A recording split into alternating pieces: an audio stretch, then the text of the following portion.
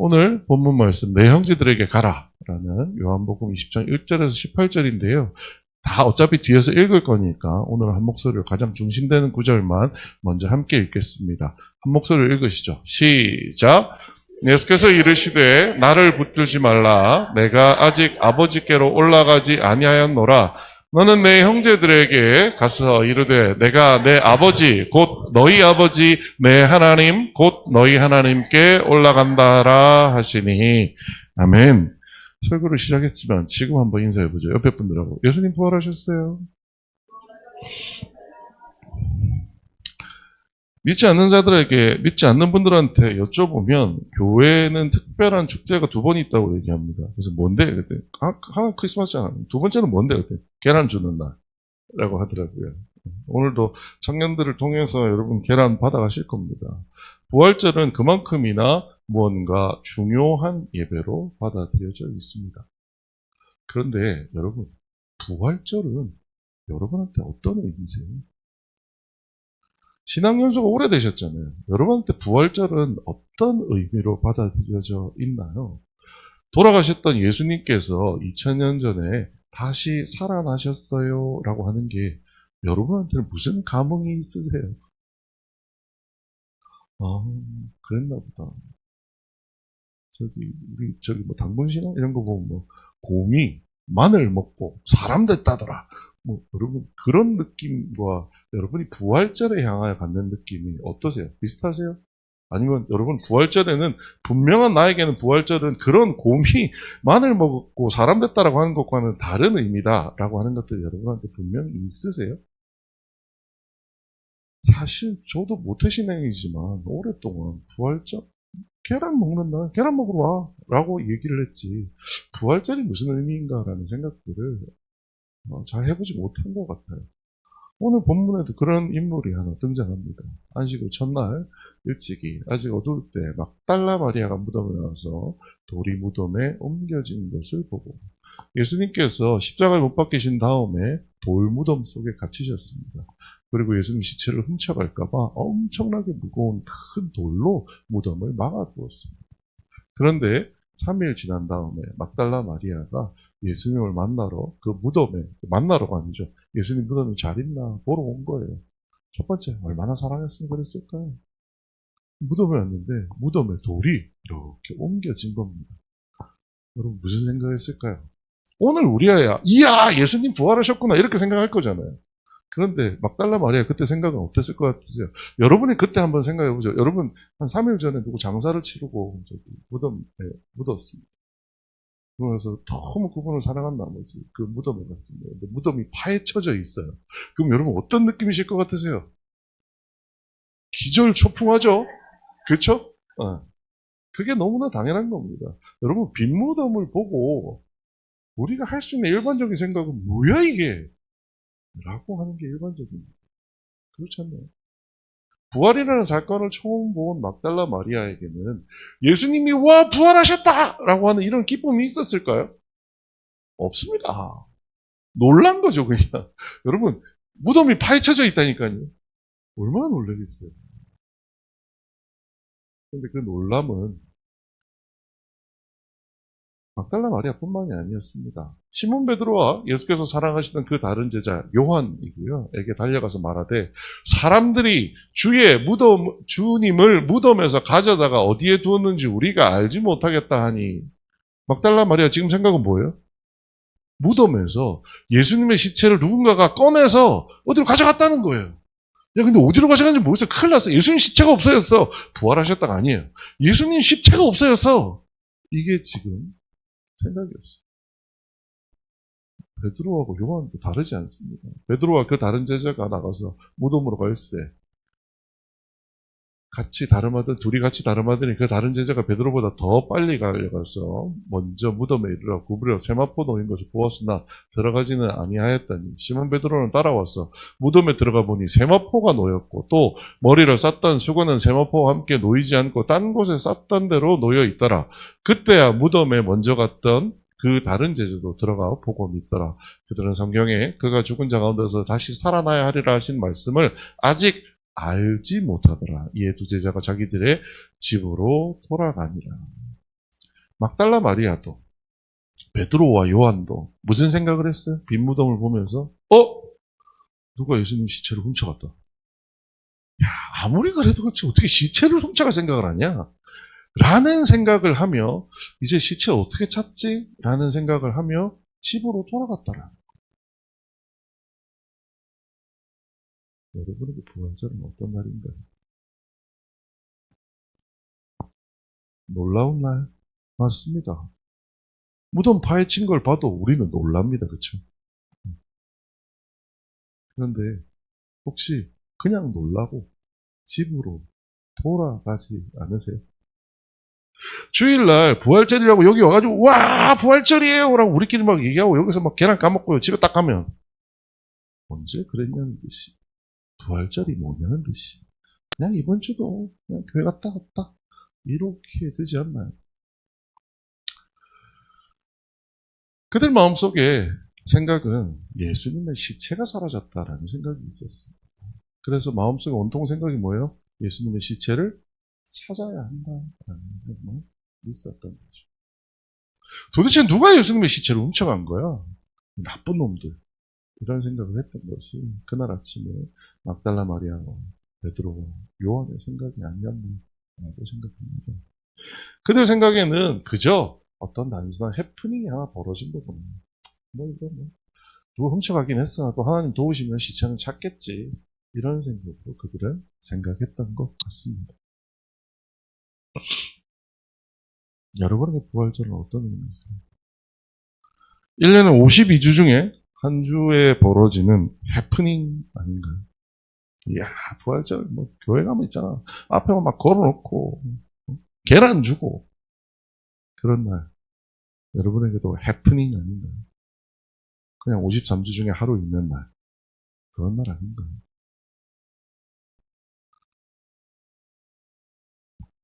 그 다음에, 마리아는 집으로 돌아가지 않고 너무나 낙담한 나머지 무덤 근처에 덜썩 주저앉아 있었어요. 마리아는 무덤 밖에 서서 울고 있더니 울면서 구부려 무덤 안을 들여다보니 흰옷 입은 두 천사가 예수의 시체 뉘었던 곳에 하나는 머리편에 하나는 발편에 앉았더라. 천사들이 이르되 여자야 어찌하여 우느냐 이르되 사람들이 내 주님을 옮겨다가 어디에 두었는지 내가 알지 못함이니이다. 마리아가 예수님을 사랑하는 마음이 특별했던 것 같아요. 그래서요. 그녀에게는 이게 단순 해프닝을 넘어서 뭐예요? 예수님이 사라지신 거예요. 시체임에도 불구하고 내 사랑하는 예수님의 시체가 사라져서 너무나 마음 아프고 힘들었던 거예요. 베드로와 요한은 그렇지 않았다고 해요. 집에 가잖아요. 남자와 여자의 정이 다른가 봅니다. 마리아 머릿속에는 하나뿐인 생각이 딱 하나밖에 없었습니다. 뭐예요? 예수님은 뭐예요 지금? 시체입니다. 도대체 이 시체를 어디 가서 찾을까? 라고 생각하는 것만 마리아의 머릿속에 있었어요. 그래서 천사가 나타났는데도 천사를 천사로 알아보지 못한 채 우리 예수님 어디 가셨지? 사람들이 이제 예수님 옮겨갔나 봐요. 어떡해요? 라고 읍소하고 있었다는 거죠. 그런데 이제 더 황당한 일이 생깁니다. 마리아가 그렇게도 사랑하던 예수님이 이제 등장하십니다. 이 말을 하고 뒤로 돌이켜 예수께서 서 계신 것을 보았으나 예수이신 줄을 알지 못하더라. 그렇게 사랑하던 그분인데 그분이 뒤에 이렇게 서 있었어요. 그런데 막달라 마리아는 예수님을 알아봤다고요? 못 알아봤습니다. 왜요? 막달라 마리아 머릿속에 예수님은 지금 어떤 상태인데요? 시체인 거예요. 예수께서 이르시되 여자야 어찌하여 울며 누구를 찾느냐 하시니 마리아는 그가 동산지기인 줄 알고 이르되 주여 당신이 옮겼거든 어디에 두었는지 내게 이르소서 그리하면 내가 가져가리이다. 뭐예요? 우리 예수님 시체 당신이 옮기셨어요? 누구한테 물어요 지금? 예수님한테 묻는 거예요. 지난주도 코미디였지만 이번 주도 코미디입니다. 예수께서 마리아야 하시거늘 마리아가 돌이켜 히브리 말로 라보니 하니 이는 선생님이라는 말이라. 예수님께서 이제 마리아를 어떻게 해요? 불러요. 뭐를요? 이름을. 마리아야. 그랬더니 마리아는 선생님 하고 쳐다보는 거예요. 마리아는 눈뜬 장면이었어요. 여러분, 오늘 우리는 부활을 맞이했다고 하는데, 여러분, 부활하신 주님은 오늘 특별히 만나셨나요? 아니면 시체인 예수님을 찾고 있으신가요? 예수님 말씀하십니다. 예수께서 이르시되 나를 붙들지 말라. 내가 아직 아버지께로 올라가지 아니하였노라. 너는 내 형제들에게 가서 이르되 내가 내 아버지 곧 너희 아버지 내 하나님 곧 너희 하나님께로 올라간다라 하시니, 예수님께서 마리아에게 얘기하십니다. 나 찾지 마. 나 하나님한테로 갈 거야. 얼마나 위트 있는 예수님의 대답인가라는 생각이 듭니다. 여러분, 성경에 있으니까 그냥 막 거룩한 말로 보이시죠? 이 장면을 요즘 토요일 날인가 SNL 이런 프로에 나오면요 정말 모두가 깔깔깔거리면서 웃을 겁니다. 마리아는 예수님 죽었다고 생각했어요. 그리고 살아있는 예수님을 바라보면서 우리 예수님 시체 어디 갔어요? 라고 물어본 거예요. 그리고 예수님께서 마리아를 부르자 그때 마리아가 예수님을 쳐다보면서 누구세요? 라고 쳐다본 거예요. 그랬더니 예수님께서 하시는 말씀이 어차피 나 갈 건데? 라고 말씀하신 거예요. 내 하나님한테 갈 건데? 라고 말씀하신 거예요. 여러분, 예수님이 부활하셨다는 그 의미가 무엇일까요? 우리의 신앙 측면에서 돌아볼 수도 있지만 오늘 특별히 세례식을 두고 있다 보니 공동체라는 측면에서 이 부활의 의미가 무엇인지를 함께 예수님 말씀 속에서 살펴보려고 합니다. 예수께서 이르시되 나를 붙들지 말라. 내가 아직 아버지께로 올라가지 아니하였노라. 너는 누구에게요? 내 형제들에게 가서 이르되 내가 내 아버지 곧 너희 아버지 내 하나님 곧 너희 아버지께로 올라간다 하라 하시니, 누구한테 지금 가라고 말씀하시는 거예요? 제자들한테 가라는 거예요. 마리아야, 제자들한테 지금 가가지고 얘기해줘. 나 지금 이렇게 간다고. 근데 제자들을 뭐라고 불러요? 내 형제들이라고 불러요. 여러분 아세요? 성경책 속에서 예수님께서 제자들을 뭐라고 부르셨는지? 여기서 말하는 형제들이라는 헬라어는 아델보이라고 하는 그 헬라어를 쓰고 있는데요. 이 말은 한 배에서 난 자녀란 뜻이에요. 예수님께서요, 제자들을 향해서 이제 얘들아, 제자들아 라고 부르시는 게 아니라 내 형제들아 라고 부르시는 거예요. 원래 예수님께 이 글을 쓴 요한은 누구였을까요? 우리 바로 조금 전에 읽었어요. 예수님 뭐라고 하느냐? 시몬 베드로와 예수께서 사랑하시던 그 다른 누구요? 제자에게. 예수님에게 원래 이들은 제자였습니다. 마테타이라고 하는 그 제자라는 단어를 사용했었는데, 갑자기 부활하신 이후에 예수님께서 처음으로 이들을 부를 때 뭐라고 부르시느냐? 아델보이, 내 형제들이라고 부른다라는 거예요. 부활의 의미가 뭐라고요? 우리는 이제 예수님의 형제가 되는 겁니다. 부활이 뭔가 특별한 다른 의미가 있습니다. 하지만 오늘 우리가 기억해야 될 것은 이겁니다. 우리가 이제 뭐가 된다고요? 예수님의 형제 자매가 되는 날입니다. 그리고 또 하나, 가서 이르되 내가 내 아버지 곧 너희 아버지 내 하나님 곧 너희 하나님께로 올라가라 한다 하시니, 이 말을 막달라 마리아가 들었을 때는 귀를 의심했을 겁니다. 말도 안 되는 소리입니다. 내 아버지 곧 너희 아버지 내 하나님 곧 너희 하나님, 이게 누구를 일컫는 단어예요? 여호와 하나님을 일컫는 단어입니다. 예수님이 내가 하나님의 아들이다, 이건 이전에도 얘기했었어요. 근데 지금 뭐라고 얘기하고 있어요? 내 아버지 하나님이 누구라고요? 너희 아버지라고요. 예수님을 형제로 맞아들일 뿐만 아니라 이제 그 세상을 창조하신 그분이 내 아버지가 된다. 너희의 아버지가 되신다. 라고 하는 말씀을 제일 먼저 하신 거예요. 여러분, 부활의 의미가 뭐냐고요? 가족의 탄생입니다.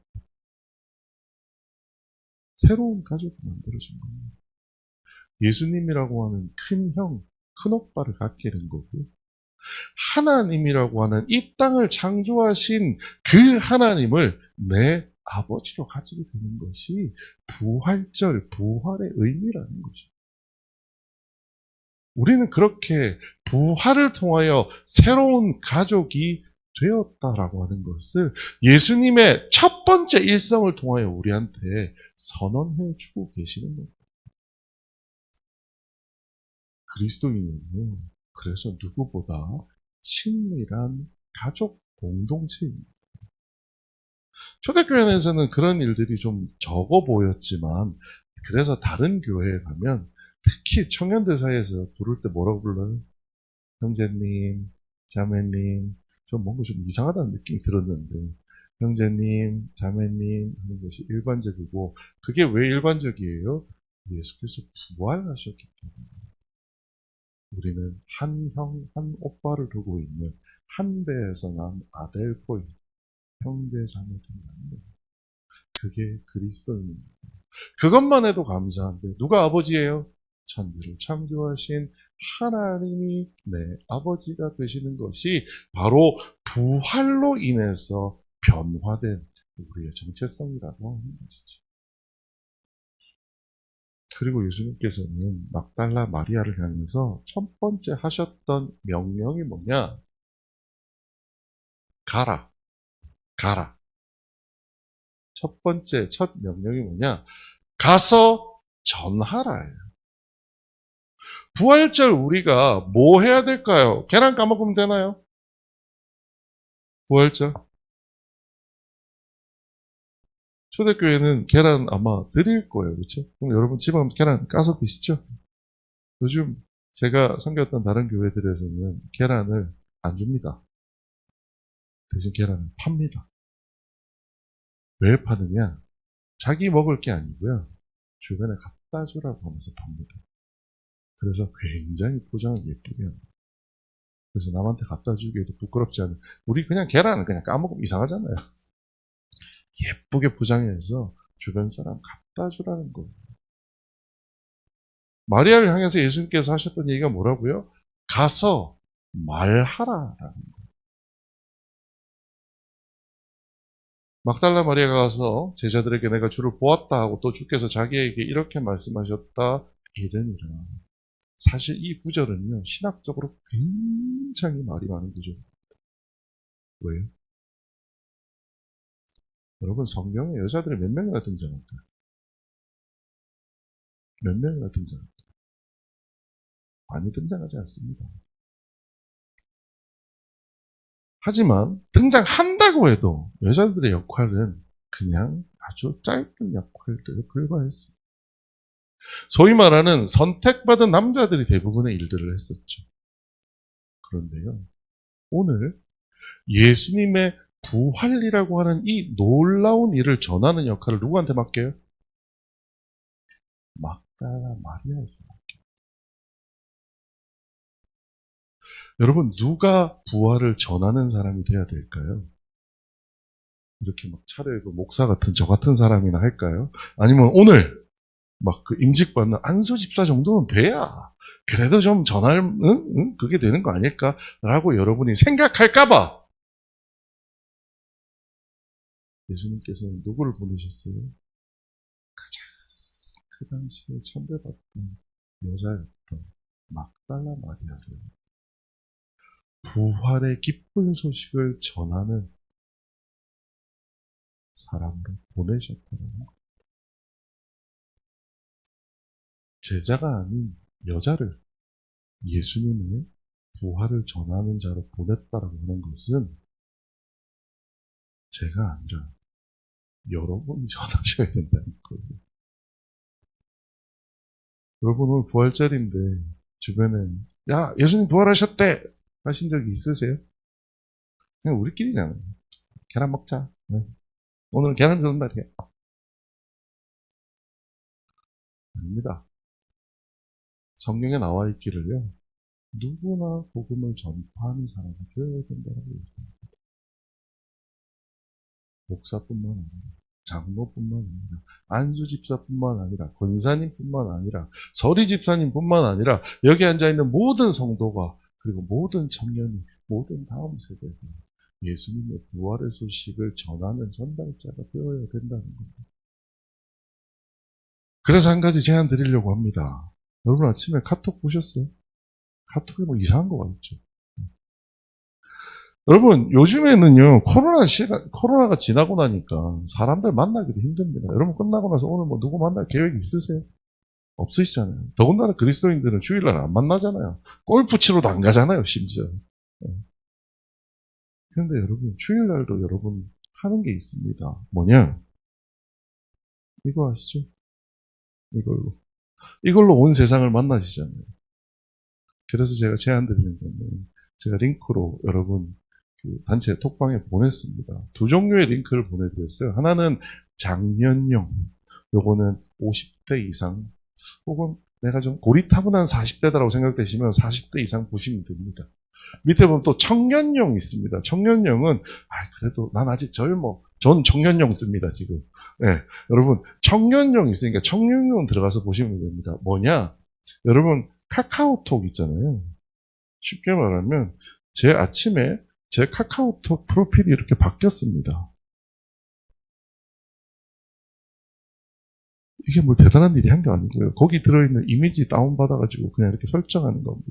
그리고 여기다 뭐라고 써놨느냐? 다시 일어섬의 이유? 부활. 이렇게 적어놨어요. 여러분, 거기에 보면 두 종류가 있습니다. 하나는 여러분 카카오톡의 메시지를 어떻게 만들지, 그리고 거기에 쓰면 좋을 이미지들을 담아놨습니다. 그거 가져다 쓰시면 됩니다. 생각보다 어렵습니다. 이럴 때 주변에 딸이나 아는 사람 시켜가지고 야 이거 좀 해줘봐 라고 하시면 금방 합니다. 두 번째, 여러분 크리스마스나 추석 때 되면 주변 사람들한테 인사 보내시죠? 야 뭐 행복한 명절 되세요 뭐 이런 거 보내잖아요. 기독교인에게는 부활절도 그런 날입니다. 그래서 여러분 인사하실 분들이 있다면 요 링크 들어가 보면 링크 안에 이게 있습니다. 뭐냐면 삼촌 오늘 어떤 날이에서 어때서 어때요? 라고 하는 메시지들 들어있습니다. 그 메시지 예시를 여러분 참고하셔서 주변 분들한테 오늘 부활절이어서 기쁜 날이에요. 왜요? 예수님께서 막달라 마리아에게 우리에게 뭐라고 하셨다고요? 가서 이르되 가서 이야기하라고요. 말씀하셨습니다. 여러분 말씀에 순종하는 차원에서 이거 한번 해보시죠. 청년들은요 인스타그램에 올릴 수 있는 기가 막힌 아이디어들 올려놨습니다. 청년들은 제가 보면서 너무 잘 만들었다 이런 생각 들 정도로 메시지들이 아주 재미있습니다. 한번 살펴보시고 여러분 부활절입니다. 부활절날 그냥 우리끼리 계란 까먹으며 부활을 기뻐하자 아닙니다. 여러분 부활절 의미가 뭐라고요? 다시 한번 생각해 보시죠. 부활절의 공동체적 의미는요. 우리가 새로운 가족으로 탄생하는 날입니다. 예수님은 우리의 큰형으로 큰오빠로 만나는 날이고요. 이 땅을 창조하신 하나님을 내 아버지로 다시 한번 드리는 날입니다. 그런 그날 예수님께서 우리에게 하신 첫 번째 명령이 뭐라고요? 가서 말하라. 가서 이르라. 라는 겁니다. 여러분 그러한 말씀에 순종할 수 있는 여러분이 되시기를 주님의 이름으로 부탁드리겠습니다. 기도하겠습니다. 지금은 우리 주 예수 그리스도 은혜와 하나님 아버지의 크신 사랑과 성령님의 감동 감화하심과 충만하심이 오늘도 함께 주의 주님의 부활을 축하하며 감사하며 기뻐하며 성령의 인도를 받아 예배를 드리며 오늘 또 세례를 받게 하시고 교회에 입교하게 하시어 이제 정상적으로 믿음에 기이한 성도가 되게 하신 모든 분들을 위해 피로 값주고 오신 제단 위에 우리 선교 현장 위에 영원토록 함께 계시옵기를 간절히 축원하옵나이다. 아멘.